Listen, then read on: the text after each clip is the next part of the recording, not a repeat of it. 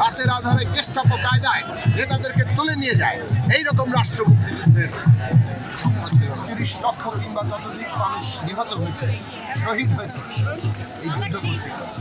কিন্তু দুর্ভাগ্যের বিষয় হচ্ছে রাষ্ট্র তাদের কেবল একটা সংখ্যা বানিয়ে রেখেছে। স্পষ্ট ঘোষণা ছিল বাংলাদেশের নাগরিকদের জন্য সাম্য, মানবিক মর্যাদা, সামাজিক ন্যায় বিচার প্রতিষ্ঠা করবে রাষ্ট্র। আজকে 51 বছর পরে এসে আমরা দেখছি রাষ্ট্রের বাহিনীগুলো মানুষের ভোটের অধিকার কেড়ে নিচ্ছে। রাতের বেলা তারা ব্যালট বাক্স জাল ভোটে ভর্তি করছে।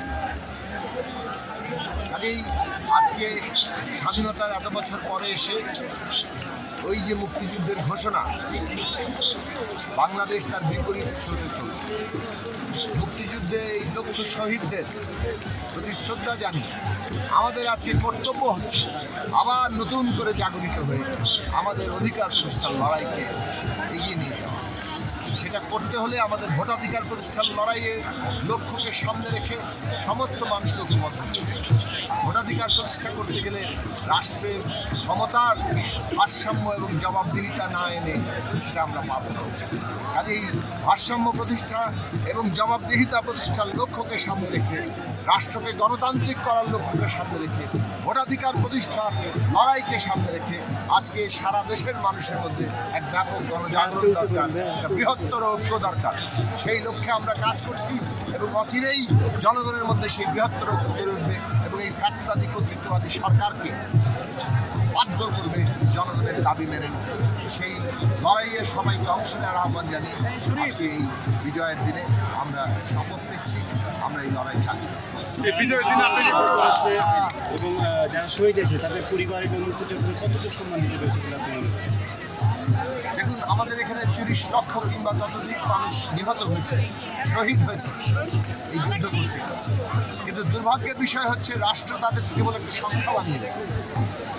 এই মানুষগুলো রক্তমাংসের মানুষ ছিলেন, তারা লড়াই করেছেন, তাদের পরিবার আছে, তাদেরও স্বপ্ন ছিল, তাদের পরিচয় আছে।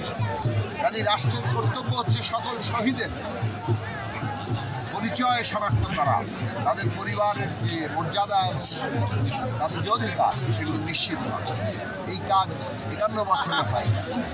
এ নিয়ে রাজনীতি চলে, কিন্তু আসল কাজটি কেউই করে। এর চাইতে দুর্ভাগ্যের আর কি হতে পারে।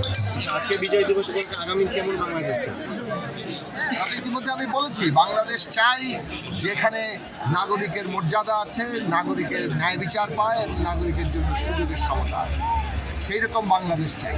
সেই বাংলাদেশ প্রতিষ্ঠা করতে হলে আজকে প্রথম লড়াই হচ্ছে ভোটাধিকার প্রতিষ্ঠা করতে হবে। এবং সেই লক্ষ্যে আমরা লড়াই করছি এবং আজকে এই লড়াইয়ের আবারও মুক্তিযুদ্ধের মতো মানুষের মধ্যে একটা জাগরণ দেখা যাচ্ছে, একটা বৃহত্তর ঐক্য গড়ে উঠবে এবং সেই লড়াই এমন রূপ নেবে কোনো সরকারি কোনো দমনপীড়ন করে এটাকে বন্ধ করা যাবে। আজকে বাংলাদেশে রাষ্ট্র এমন জায়গায় এসছে, রাষ্ট্রের প্রতিষ্ঠানগুলো মানুষের ভোটাধিকার কেড়ে নেয়, পার্টি অফিসে ঢুকে লণ্ডভণ্ড করে, রাতের আধারে গেস্টাপো কায়দায় নেতাদেরকে তুলে নিয়ে যায়, এইরকম রাষ্ট্র মুক্তিযুদ্ধের স্বপ্ন ছিল। এইরকম রাষ্ট্র প্রতিষ্ঠার জন্য তাদের জীবন দেয়। এই লক্ষ শহীদ যে কারণে জীবন দিয়েছেন, সেই রাষ্ট্র, মুক্তিযুদ্ধের আকাঙ্ক্ষার রাষ্ট্র আমরা প্রতিষ্ঠা করব।